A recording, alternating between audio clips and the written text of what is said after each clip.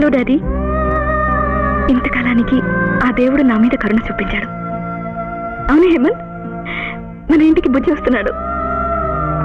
నాకు ఎంత ఆనందంగా ఉందో తెలుసా? రండి, నా దగ్గరికి రండి, నన్ను గట్టిగా హత్తుకోండి. నేను మీ కళ్ళల్లో కళ్ళుంచి చూడాలి. అందులో మన బుజ్జి కనిపిస్తాడు. రండి, త్వరగా రండి.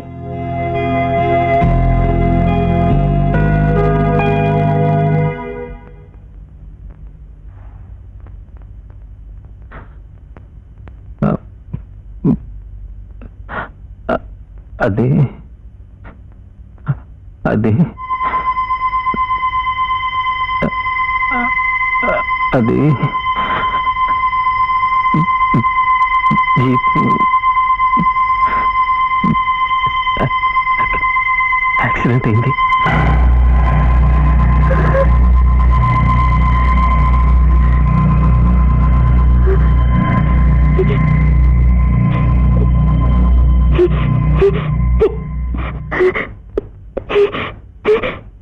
Hemant, I'm sorry.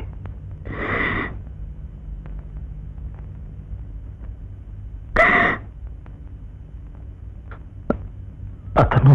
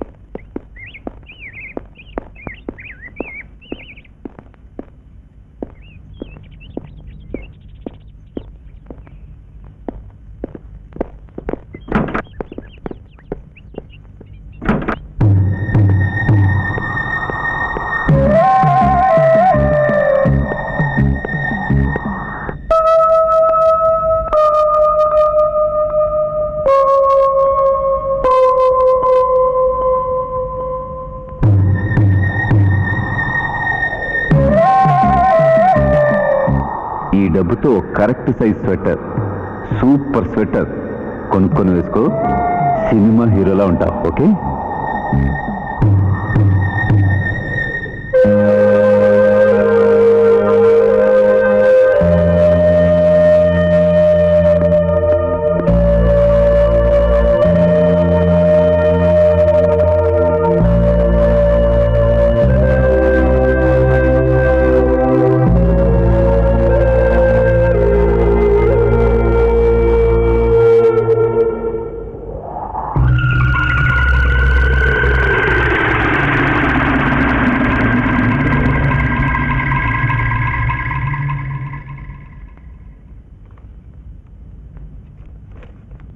నేను హేమంత్ సన్సెట్ ఫోటో తీయడం కోసం కొండపైకి వెళ్ళాం.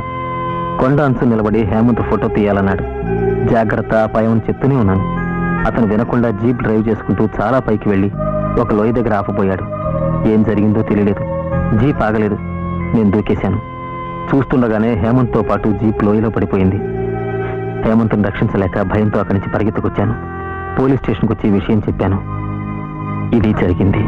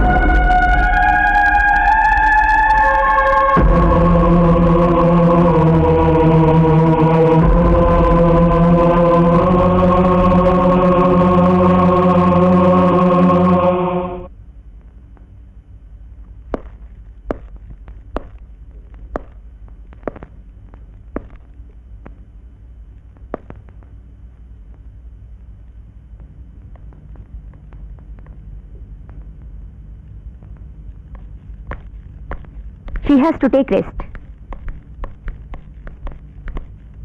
ఇప్పుడు మేడంకి ఎట్లున్నది డాక్టర్?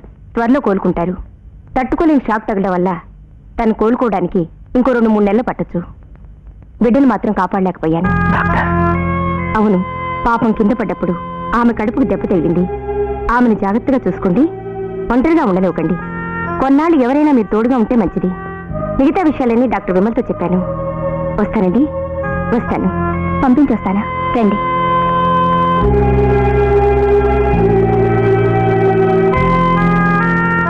అభిషేక్ సార్, మేడంకి తోడుగా ఇక్కడ ఎవరు లేరు. ముందుగాల భర్త, ఇప్పుడు బిడ్డ పాపం చాలా దెబ్బతిన్నారు. ఆమె జర కోలుకునేదాకా మీరు ఈడనే ఉంటే మంచిది, ప్లీజ్. అవును, మీరు ఆమెకు తోడుగా ఉంటే ఆమెకు సహాయంగా ఉంటుంది. ఆమెను అర్థం చేసుకున్న ఆవిడ పక్కన ఉండడం మంచిది. రోజుకోసారి నేను వచ్చి చూసి వెళ్తాను. అవు, ఆఫీస్ విషయం నాకు వదిలిపెట్టుండి, నేను చూసుకుంటా. ఒప్పుకోండి సార్, ప్లీజ్. అలాగే.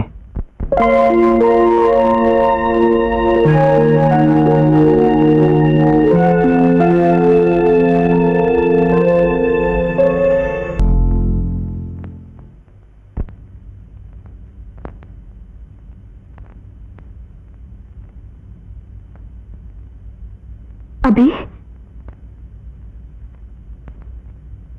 మీరెందుకు దిగొచ్చారు? క్యాకేస్తే నేనే వచ్చావనిగా. మెట్లు అవి దెక్కండి, ఆయాసం వస్తుంది. ఏమైనా కావాలా? నాకు భయం వేస్తుంది. ఎందుకు? భయపడడానికి ఏముంది? నా బిడ్డకి ఏదో జరిగిందని నాకు అనుమానంగా ఉంది. అంతా ఎంతో నిశ్శబ్దంగా ఉంది. చూడండి, మీరు మీరు అలా అనుకోకండి. నా బిడ్డ నన్ను అమ్మ అని పిలవడం నేను వినగలనో లేదోనని నాకు దిగులుగా ఉంది. అవి నా కడుపులో ఉన్న బిడ్డ క్షేమంగా ఉన్నాడు కదా? అది నేను మందులు తేవడానికి వెళ్ళాలి. డాక్టర్ మీకు మందులు తేవాలని చెప్పారు. నేను వెళ్ళలేదంటే తర్వాత కొట్లని మూసేస్తారు. నేను వెళ్ళాలి. మీరు వెళ్ళండి, వెళ్ళి రెస్ట్ తీసుకోండి. మీరు ఊరికి అటు ఇటు తిరగండి. మీకు ఇంకా ఆరోగ్యం. నేను మీరు నా ఆరోగ్యం గురించి మాత్రం మాట్లాడుతున్నారు. నా కడుపులో ఉన్న బిడ్డ గురించి ఏం చెప్పడం లేదే? అది నా బిడ్డకు ఏమైనా?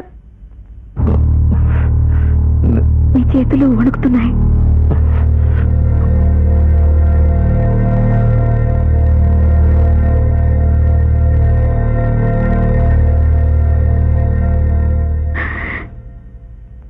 ఏదో చెప్పడానికి జనుకుతున్నారు.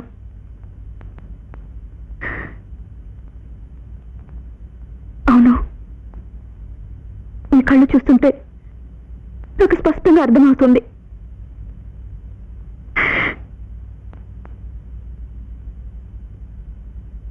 నా బిడ్డ నా కడుపులో లేడు. అంతేకాదు,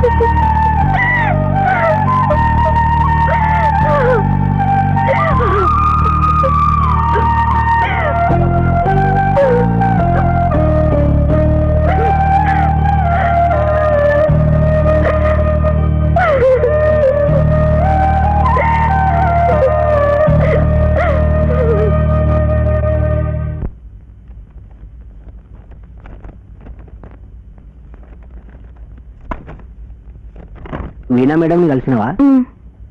ఎట్లున్నదంటావు? పర్వాలేదు. పాపం ఇంకా ఎంతకాలమని గీ ఒంటరి జిందగి. అది సార్ ఊరికి వెళ్ళిపోతే అవుగాని ఆయన ఏమైనా ఊరికి వెళ్తానన్నాడా? ఇంతవరకు చెప్పలేదు. ఇక మీదట కూడా చెప్పేట్టు కనిపించడం లేదు.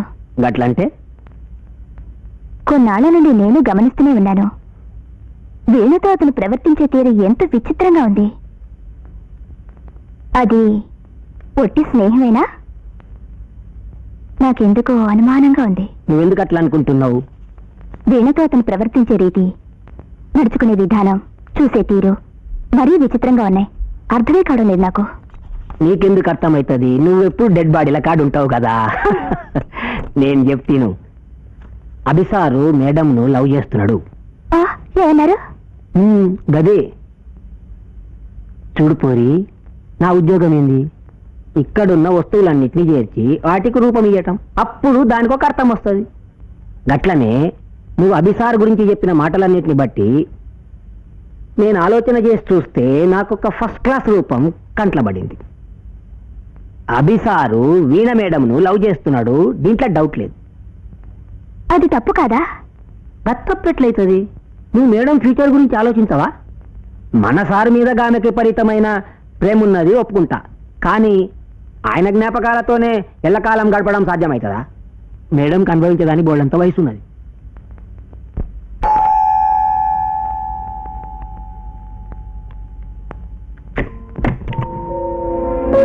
నేను అభిషేక్ తల్లిని. రండి. అభి లేడా? ఆఫీస్కి వెళ్ళి ఉంటారు, కాసేపట్లో వచ్చేస్తారు. కూర్చోండి. చూడమ్మా, ఈ విషయమే నాకు తెలీదు. 4-5 నెలలుగా అభి నుంచి ఒక్క లెటర్ కూడా రాలేదు. నేను చాలా కంగారు పడ్డాను. నిన్న సడన్ గా లెటర్ వచ్చింది. విషయం తెలిసి నా మనసుకి ఎంతో కష్టం వేసింది. నా కడుపున పుట్టకపోయినా మీ ఆయన నా బిడ్డతో సమానం.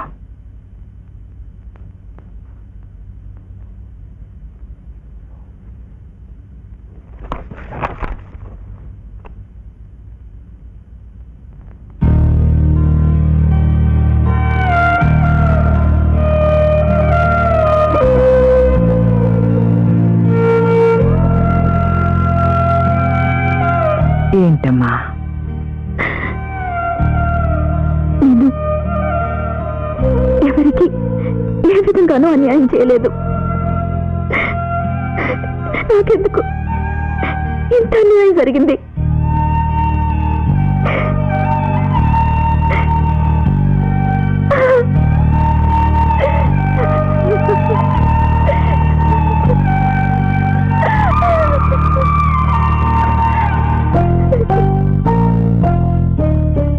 వీణా, ఈ ఉత్తరాలు చదివి చూడమ్మా. అభి ఎవరో అమ్మాయిని ప్రేమిస్తున్నట్టు రాశాడు. ఉత్తరాలు అవి ఒట్టి కవిత్వం. నాకు కొంచెం కూడా అర్థం కాలేదు. ఆ అమ్మాయి ఎవరో ఏంటనేది నీకేమైనా అర్థమవుతుందేమో చూడు.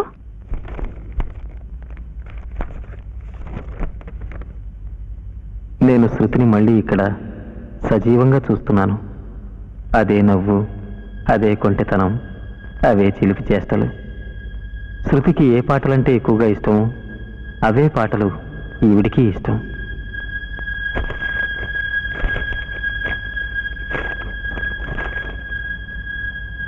ఆమె శృతి, ఈమె శృతిని మీటే వీణ.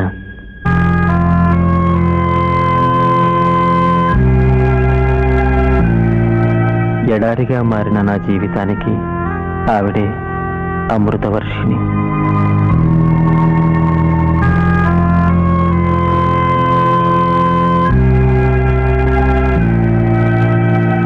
ఏంటమ్మా, అమ్మాయి ఎవరనేది నీకేమన్నా అర్థమైందా? లేదు. నేను వీలు చూసుకుని దీని గురించి అభితో మాట్లాడి తెలుసుకుంటాను. ఈ ఉత్తరాలు నాకు చూపించినట్టు అభితో చెప్పకండి, తప్పుగా అనుకుంటారు. చూడే పోరి, గా ఫోన్ నీకే అయి ఉంటది. దవాఖాన్లకి వెళ్ళి డెడ్ బాడీ పోస్ట్ మార్టం చేసేటందుకు రమ్మంటుండ్రా. అడుగు. జరుగు. హలో విమల, నేను వీణని. సారీ, నిద్ర టైంలో డిస్టర్బ్ చేస్తున్నాను. అదేం లేదు. ఏమిటి సంగతి? నీతో ఒక ముఖ్యమైన విషయం మాట్లాడాలి. ఉదయం మా ఇంటికి వచ్చి వెళ్తావా? ఖచ్చితంగా వస్తాను.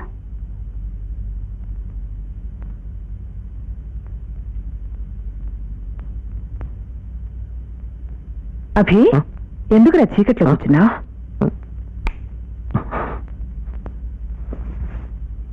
అమ్మా, నాకు భయంగా ఉందమ్మా. భయమా? ఆ, ఎందుకు?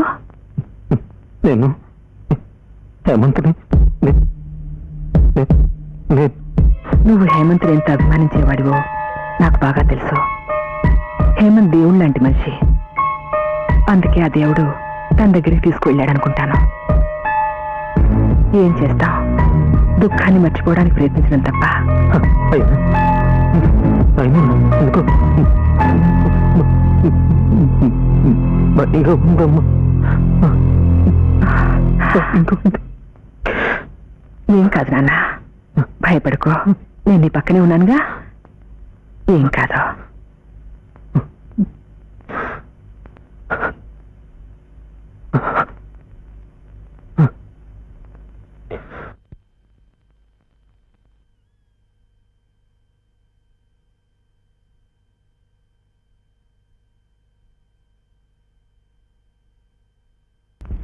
ఇంకూ ఒక వారమైనా ఉండి వెళ్ళొచ్చు కదమ్మా.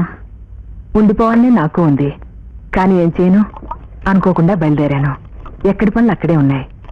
చూసుకోవడానికి వేరెవ్వరూ లేరు. అమ్మనేది నిజమే, ఆమెను వెళ్ళనివ్వండి.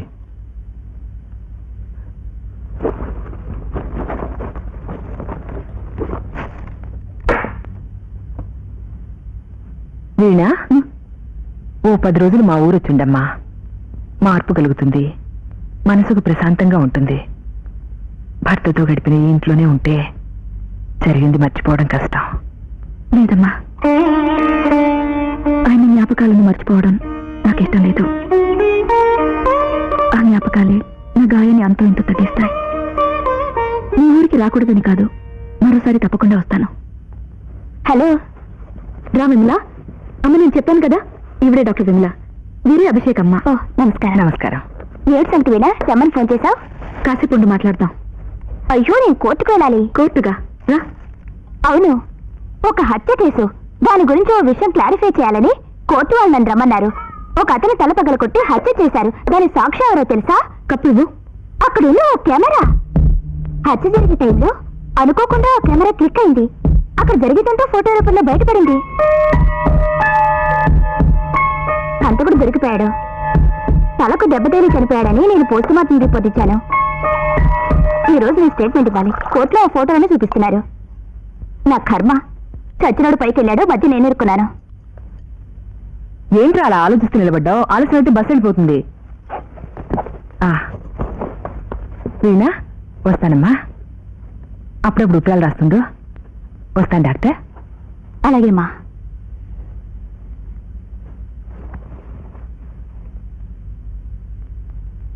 మంచి తల్లి, మంచి కొడుకు. అభిషేక్ నన్ను ప్రేమిస్తున్నాడు. అలాగని అతనే నీతో అన్నాడా? ఇంతవరకు నోరు తెరిచి చెప్పలేదు. నేను నీతో చెప్పాలనుకున్నాను. ఎన్నాళ్ళనిలా ఒంటరిగా ఎలాగో బ్రతకాలి కదా. అభిషేక్ చాలా మంచివాడు, పైగా నిన్ను అర్థం చేసుకున్న మనిషి. నువ్వు నా ఫ్రెండ్, నా మంచిని కోరే చెప్తున్నావని తెలుసు. నీకు ఈ ప్రపంచానికి ఈ ఇంట్లో హేమంత్ లేడు. నా నుదుట కుంకుమ లేదు. నేను ఒంటరిగా ఉన్నాను. కానీ నా దృష్టిలో హేమంత్ నా వెంటనే ఉన్నాడు తెలుసా? నీడగా. ఈ ఇంటి నిండా ఆయనే ఉన్నారు. ఆయన హృదయంలోని ప్రతి స్పందన నాకు వినిపిస్తూనే ఉంది. వంటగదిలో వంట చేస్తున్నప్పుడంతా ఆయన సహాయం చేయడం, భోంచేసేటప్పుడు అల్లరి చేయడం, పియానో వాయిస్తున్నప్పుడు ఆయన చిలిపి చేష్టలో, తల దూకునేటప్పుడు వెనక నుంచి వచ్చి ఆయన విడిచే శ్వాస, అవన్నీ ఇప్పుడున్నాయి. నేను నడుస్తున్నప్పుడంతా తోడుగా ఆయన నడుస్తూ వస్తారు. ఈ ఇంట్లో అన్ని వైపులా ఆయన నవ్వు, ఆయన అడుగుల సవ్వడి ప్రతిధ్వనిస్తూనే ఉన్నాయి. నేను ఆయన ఈ ఇంట్లో సంతోషంగానే ఉన్నాం. సారీ సారీ అనడు ఎందుకు? నా మీద ప్రేమతోనేగా నువ్వు అలా మాట్లాడింది. పర్వాలేదు. అలాగే అభిషేక్ కూడా ప్రేమతో చెప్పుండచ్చుగా. అభిషేక్ నీతో అతన్ని పోల్చుకుని మాట్లాడొద్దు. నా పరిస్థితి చూసి సానుభూతితో నాకు జీవితాన్ని ఇవ్వాలని కొత్తగా పుట్టిన ప్రేమ కాదది. ఆయన బ్రతికున్నప్పుడే అభిషేక్ నన్ను వేరే దృష్టితో చూస్తుండేవాడు. నేనే గ్రహించలేదు. ఏమిటి అనేది? అవును, వాళ్ళమ్మకు అతను రాసిన ఉత్తరాలని చూశాను. ఆ రోజు నాకు అర్థమైంది అతను మంచివాడే. ఇప్పుడు కూడా నాకు అతని పైన కోపం లేదు. కానీ అతను మా ఇంట్లో ఉండి నా మీద ఆశ పెంచుకుంటూ ఇక్కడ ఉండకూడదు. ఈ విషయం తెలిసాక అతనితో మాట్లాడాలంటేనే నాకేమిటో ఇబ్బందిగా ఉంది. అతన్ని పంపించే. అలాగే, నువ్వేం కంగారు పడకు, నేను అతనితో మాట్లాడతాను. దానికి సాక్షి ఎవరో తెలుసా? అక్కడున్న ఒక కెమెరా హత్య జరుగుతున్నప్పుడు అనుకోకుండా ఆ కెమెరా క్లిక్ అయింది. అక్కడ జరిగిందంతా ఫోటో రూపంలో బయటపడింది.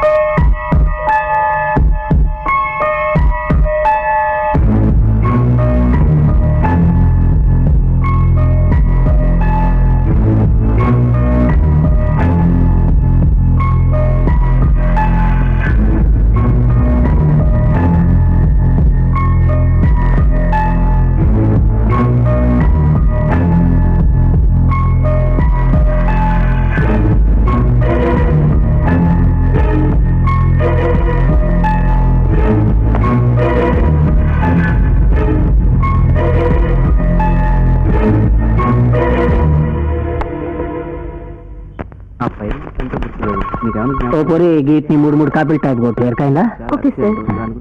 సార్, ఇక్కడ ఒక సంతకం కావాలి. వెళ్ళి నా రూమ్ కి తీసుకురా. అలాగే సార్. ఓ రంగయ్య, నమస్కారం సార్. నమస్తే. ఎప్పుడు వచ్చినావు? ఈ రోజు పొద్దుటే వచ్చాను. ఏంటి సార్ ఎలా జరిగింది? ఎంత మంచి మనిషి సార్. దేవుళ్ళ లాంటి అయ్యగారు ఇక లేరంటే నమ్మలేకపోతున్నాను. గుండె తరుక్కుపోతుంది సార్. ఏమిటి సార్ ఈ అన్యాయం? ఏం చేస్తాంలే రంగయ్య, అంతా రాత. నువ్వు మేడం గారిని చూసినావా? లేదు సార్. లక్ష్మీదేవులా కలకలలాడే అమ్మగారిని ఇప్పుడు ఎలా చూడండి సార్? నా వల్ల కాదు సార్. నువ్వు బాధపడక బాయ్, నువ్వు రేపటికెళ్ళి డ్యూటీలకు వచ్చాయి, అన్ని అవే చదువుకుంటాయి.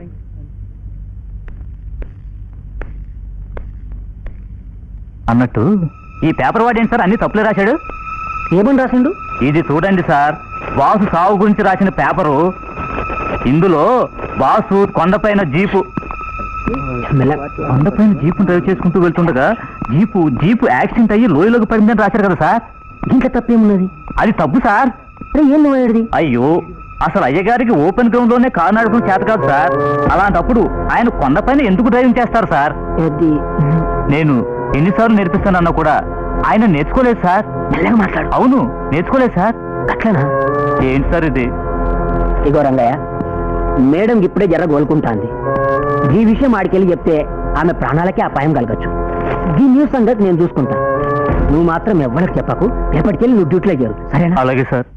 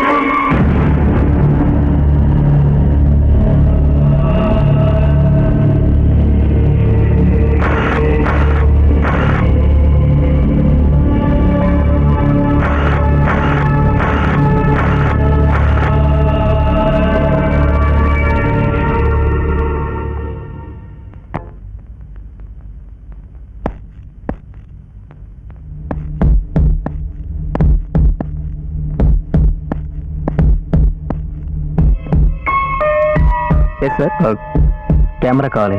ఏ కెమెరా? మోటరిస్ట్ కెమెరా ఉందా? ఒక్క నిమిషం చూపిస్తాను. ఇది యాషికా, ఇది మినోల్టా. ఇదెంత? ఇది 22,000 అవుతుంది సార్. Beautiful piece. ఓపెన్ చేయడం ఇది ఎలాగండి? చాలా ఈజీ సార్. చూడండి, ఈ బటన్ ఉంది కదా, దీన్ని ఇలా ప్రెస్ చేస్తే ఓపెన్ అవుతుంది.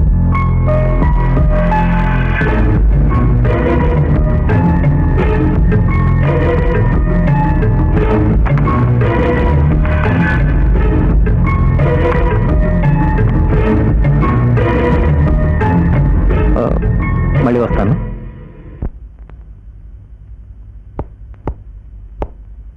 Good morning madam. రండి, కూర్చోండి. Thank you. ఆఫీస్ పనులన్నీ సరిగ్గా జరుగుతున్నాయా? అవన్నీ మంచిగా జరుగుతున్నాయి మేడం.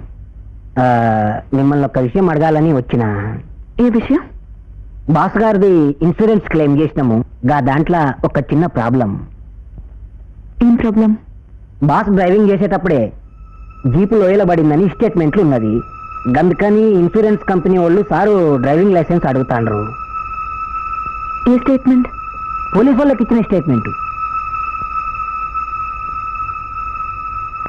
ఎవరిచ్చారు? అభిషేక్ సారు.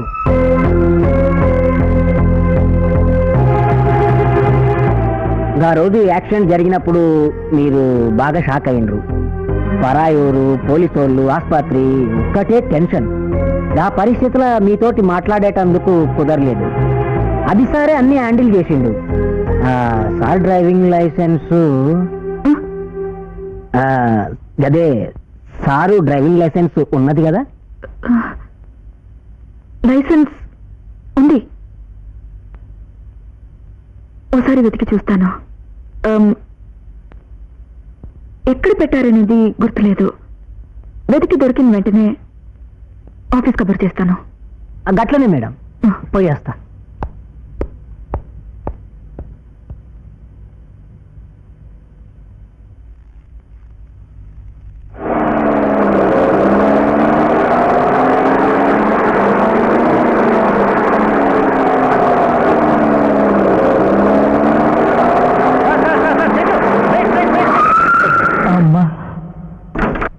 చెట్టుతల్లి, నిన్ను రక్షించానమ్మా. అయ్యయ్యో, ఇది మన వల్ల కాదు బాబు. రంగనా, నువ్వే డ్రైవ్ చేసుకో. సార్ డ్రైవింగ్ చాలా సులభం సార్. నేర్చుకునే వరకు బ్రహ్మ విద్య, నేర్చుకున్న కోతి విద్య అంటారు. బ్రహ్మ విద్యో కోతి విద్యో అదేం మనకు అవసరం లేదు. నువ్వే నా డ్రైవర్వి, కంటిన్యూ అయిపో. ఇంకోసారి ప్రయత్నించండి సార్. అయ్యో, ఇది మన ఒంటికి సరిపోదు బాబు. ఏదో క్లచ్ అంట, యాక్సిలేట్ అంట, స్టీరింగ్ అంట, గేర్ అంట. అయ్యయ్యో, అమ్మమ్మమ్మమ్మ. Hello driver. నిజం చెప్పనా గురు, చచ్చినా నేను డ్రైవ్ చేయలేను.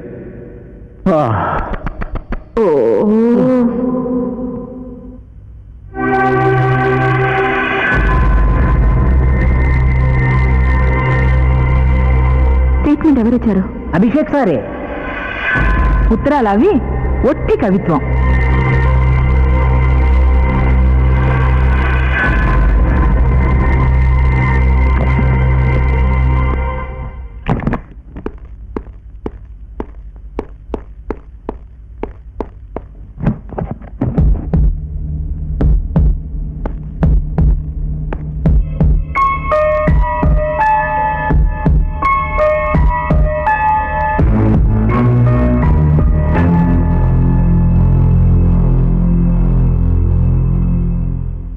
వచ్చేసారా?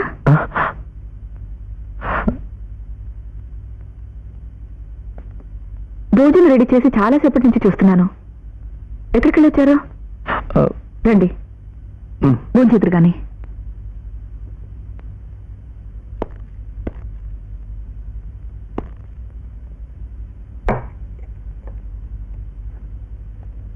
అన్నీ మీకు ఇష్టమైనవే. కొద్ది రోజుల నుంచి మిమ్మల్ని నేను సరిగ్గా చూసుకోవడానికి కుదరలేదు. మీరు చేసిన ఉపకారానికి ఈ మాత్రమైనా చేయాలనిపించింది, చేశాను. కూర్చోండి.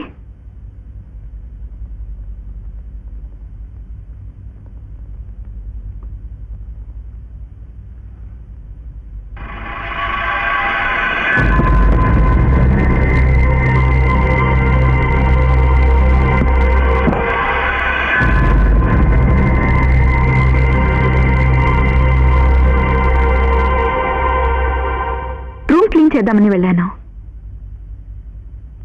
మంచం కింద కెమెరా ఉంది. విలువైన వస్తు కదా, తీసి పెట్టాను. కావాలా? వద్దు. తీసేటప్పుడు చూశాను, అందులో ఎక్స్పోజ్ నెగటివ్ ఉంది. డెవలప్ చేసి ప్రింట్ చేశాను. ఫోన్ చేయండి.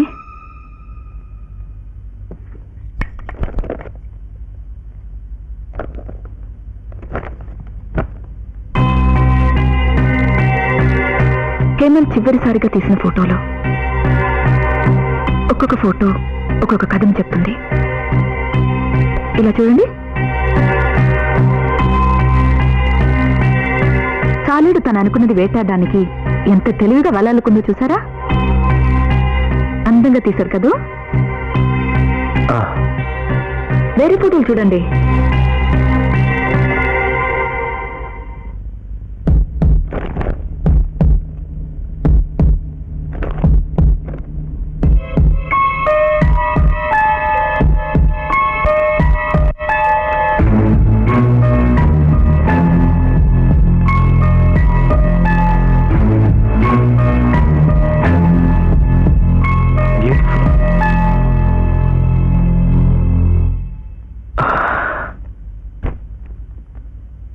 చాలా బాగున్నాయి.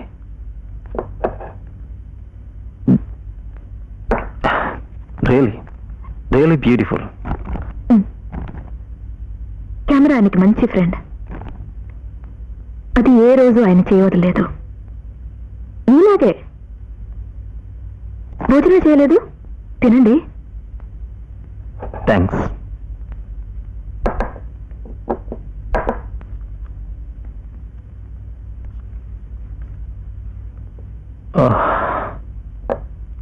Good night.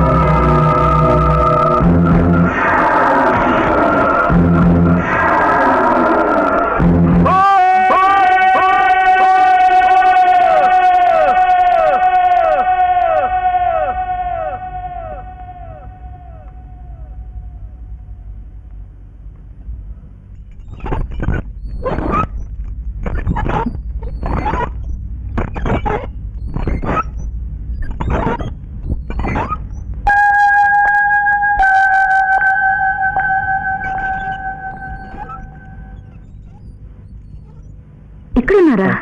నేను అక్కడంతా వెతుకుతున్నాను. ఒక చిన్న హెల్ప్ చేస్తారా? చెప్పండి. ఎన్నో రోజుల తర్వాత నేను సంతోషంగా ఉన్నాను. నా ఈ సంతోషాన్ని అందరితో పంచుకోవాలని ఆఫీస్ స్టాఫ్, విమలా ఫ్యామిలీ అందరికీ ఒక పార్టీ ఇవ్వాలనుకున్నాను. మీరేమంటారు? మీకు సంతోషం కలుగుతుందనుకుంటే ఖచ్చితంగా ఇవ్వాల్సిందే. అరేంజ్మెంట్స్ నేను ఒక్కదానే చేయడం కుదరదు, మీరు హెల్ప్ చేయాలి. Of course. పార్టీలో మీకు ఒక సర్ప్రైజ్ ఉంటుంది.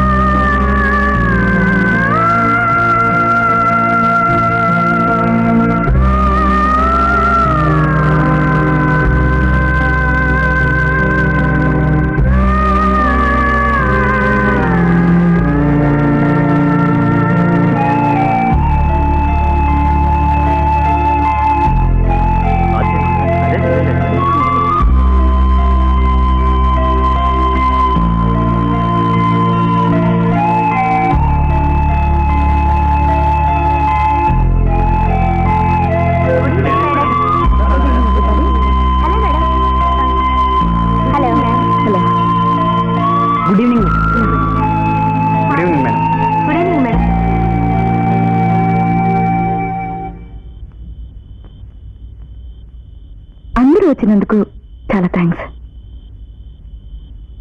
ఈ పార్టీ ఎందుకని ప్రశ్న మీ అందరి మనసులోనూ ఉందని నాకు తెలుసు. దానికి జవాబు పెళ్ళి. నా పెళ్ళి. నేను పెళ్లి చేసుకోబోతున్నాను.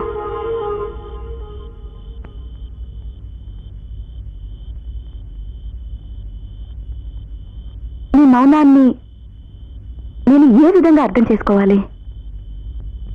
ఇష్టమేననా లేక నేను సమాజం కట్టుబాట్లని మీరిపోతున్నాననా? నా ఫ్రెండ్ డాక్టర్ విమల దీని గురించి మొదట సలహా ఇచ్చినందుకు నాకు కోపం వచ్చింది. ఆ తర్వాత ఆమె చెప్పిన దానిలో న్యాయం ఉందనిపించింది. నేను మనసుని మార్చుకున్నాను. ఈ పార్టీ పూర్తయిపోయాక మీరు మీ ఇళ్లకు వెళ్తారు. అక్కడ మీ అమ్మ, నాన్న, అన్న, తమ్ముడు, కొడుకు, కూతురు, భార్య, భర్త వీళ్ళలో ఎవరో ఒకరు మీకోసం ఎదురు చూస్తుంటారు.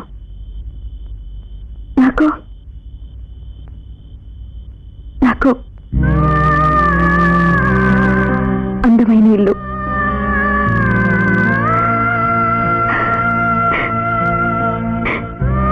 కథించిన జ్ఞాపకాలు మాత్రం. నేను ఒక అనాథను.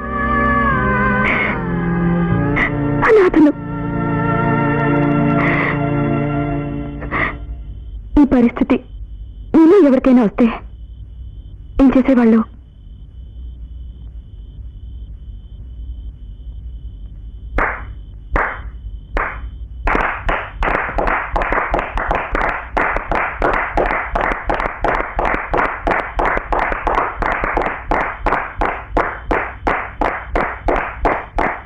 థ్యాంక్స్.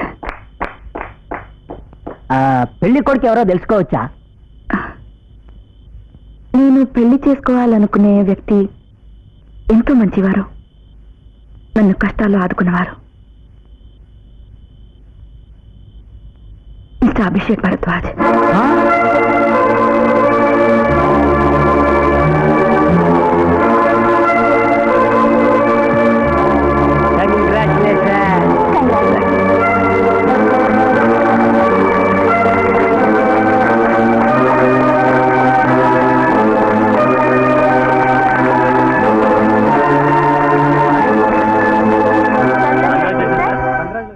అర్ధాంగిగా వచ్చింది, నన్ను అలరించింది, ఆ కన్న తల్లిని కూడా తాను మరపించింది. కంటిలో పాపగా నన్ను కాపాడుతుంది, అమృతవర్షినిగా మారి ఆకట్టుకుంది. మనసా మరు జన్మలోనైనా మా బంధం తెగదులే, మళ్ళీ మళ్ళీ ఒకటే. హేమంత్, నాకు శక్తి లేవు.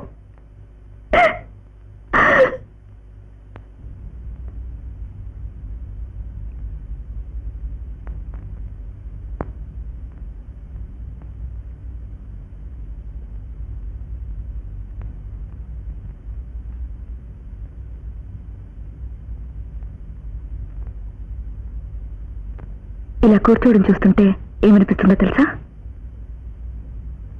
మీరు మొదటి రోజు ఈ ఇంటికి వచ్చినట్టే అనిపిస్తున్నారు. అదే ముద్దు మొహం. మీ అనుమతి లేకుండానే నా ఇష్టానికి మిమ్మల్ని పెళ్లి చేసుకుంటానని అందరికీ తెలియజేశాను. ఎందుకంటే మీరు నన్ను ప్రేమిస్తున్నారని నాకు తెలుసు. మీ అమ్మకు రాసిన ఉత్తరాలను చూసి తెలుసుకున్నాను. నేను నా మనసులో ఉన్నదాన్ని అందరికీ చెప్పే ముందే ఎంతో ఆలోచించాను. బుద్ధి వద్దని చెప్పింది, మనసు కావాలంది.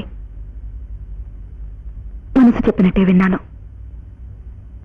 అదే న్యాయం అనిపించింది. మీ మనసులో ఉన్న కోరికని నేను తీర్చాను.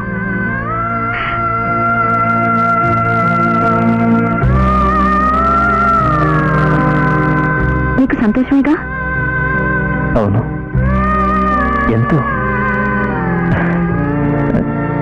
ఎలా చెప్పాలో తెలియటం లేదు. అయితే ఒక పాట పాడండి. ఏ పాట? లాలి, లాలి పాట. లాలి. తల్లి బిడ్డకు పాడే లాలి పాట కాదు, భర్త భార్యకు పాడే లాలి పాట. అర్థం కాలేదా?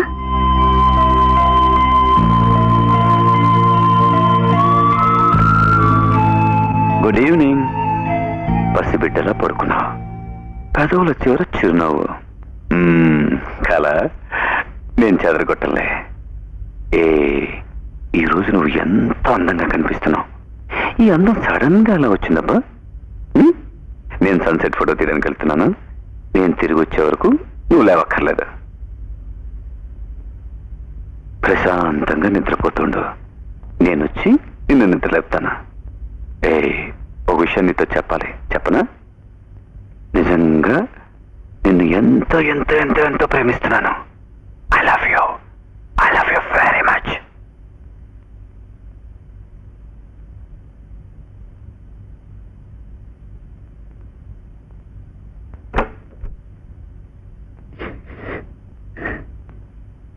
ఈ లాలి పాడాలంటే కష్టంగా ఉంటుంది కదా? పర్వాలేదు, ఇంకొక రోజు పాడండి. దానికి ఇంకా టైం ఉంది. ఇప్పుడు మన పెళ్లి గురించి మాట్లాడుకుందాం. మన పెళ్లికి ముందే మీరు నాకు సహాయం చేసి పెట్టాలి. చెప్పండి. రండి.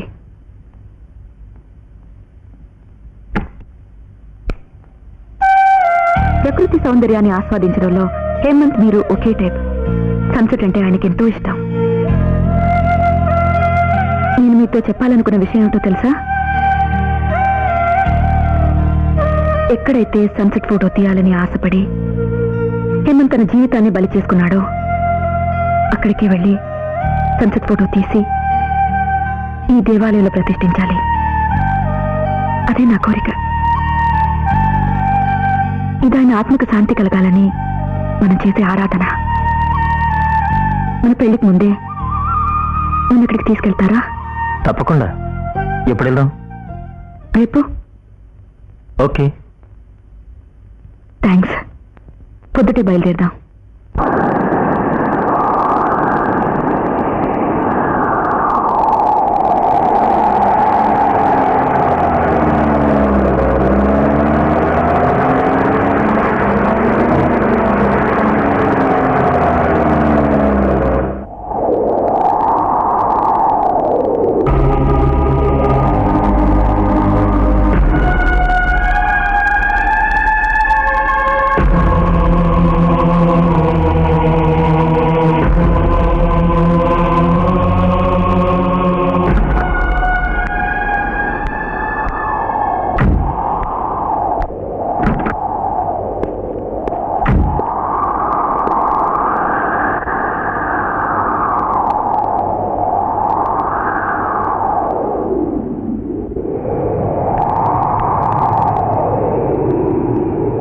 అక్కడే నిలబడ్డారు. రండి.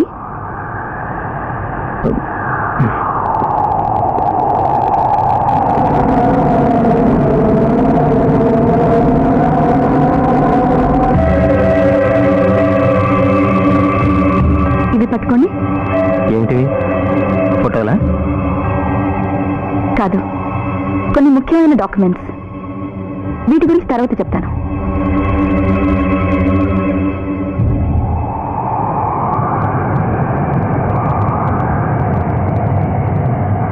ఈ రోజు సన్సెట్ ఎంత అందంగా ఉంది. నా భర్త చావు యాక్సిడెంట్ కాదు, హత్య.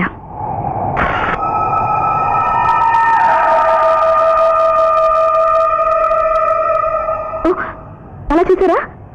ఆ పక్షి సూర్యుడి మీదుగా ఎలా వెళ్ళిందో. దొరికింటే చాలా బాగుండేది, వదిలేశాను. ఆయన్ని చంపింది నువ్వేనని నాకు తెలుసు.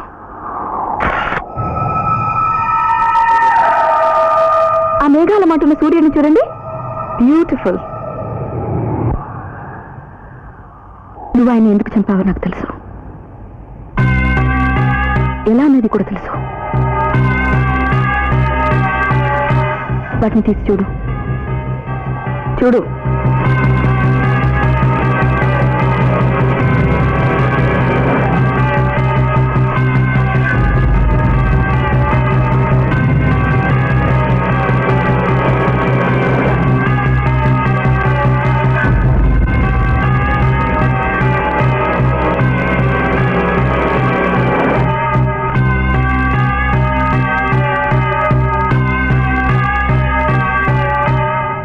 చెప్పాను కదా, కెమెరా నా భర్త ఆత్మీయ స్నేహితుడని.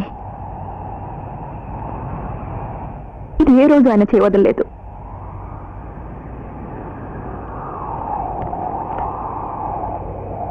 సాక్ష్యం చాలు కదూ, వాటిని పోలీసులకు ఇవ్వచ్చు. అపరాధివని రుజువు అవుతుంది, శిక్ష కూడా వేస్తారు. హత్య చేశావని 14 ఏళ్ళు జైలు. కానీ నీకది చాలదు. నువ్వు చేసిన పాపానికి ఆ శిక్ష చాలా తక్కువ.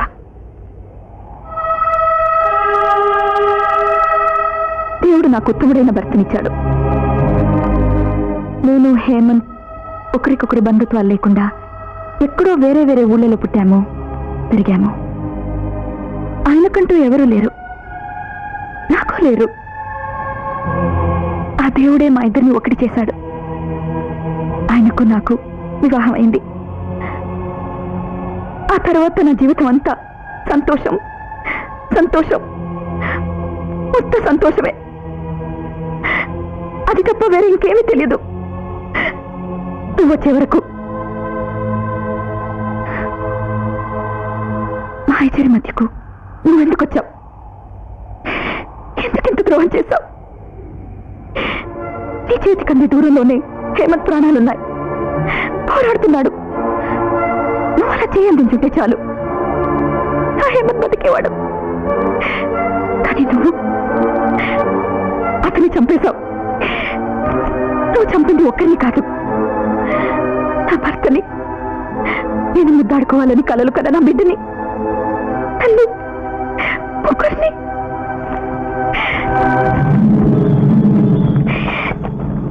ఈ అపరాధానికి నీకు ఇంకా పెద్ద శిక్ష పడాలి.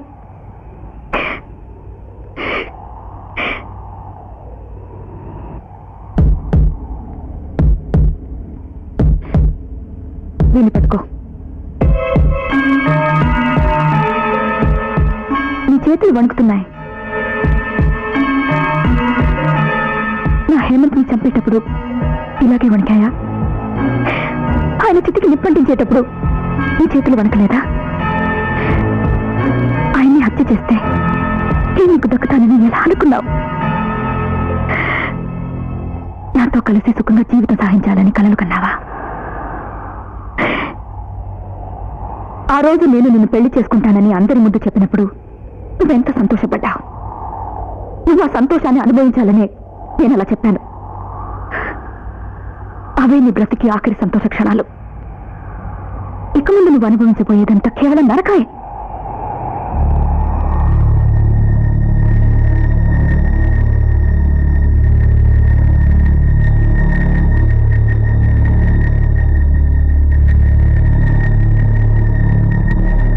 నేను నీకు దక్కాలనేగా నువ్వు నా భర్తని చంపింది. నేను దక్కలేదంటే నువ్వు బతికే ఉంటావు.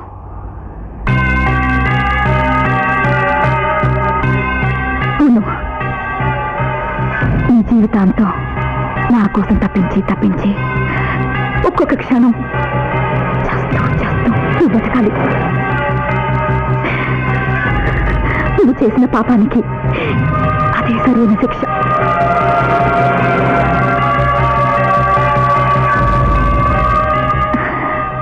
నేను తగ్గను.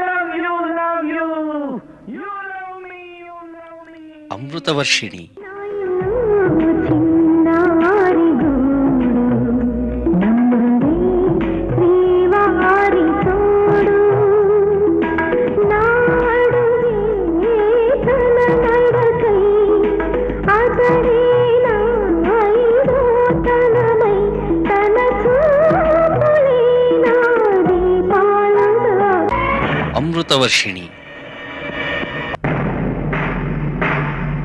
ముద్దు ముద్దు రాగాల తాళాల రాసి నువ్వు పూతరేకు సోకుల పుత్తడి పువ్వు నువ్వు తొలి సంజ వెలుగులు మరుమల్లె కావులు అన్ని కళల లయలు లయల హొయలు కలవోస్తే నువ్వు అమృతవర్షిణి అమృతవర్షిణి ఓ అద్భుతమైన అనుభవం మనసా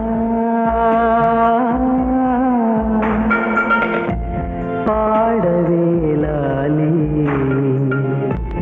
పరవశించాలి నా ఊహల ఉయ్యాలలో ఊగాలి తూగాలి చెలి అమృతవర్షిణి అమృతవర్షిణి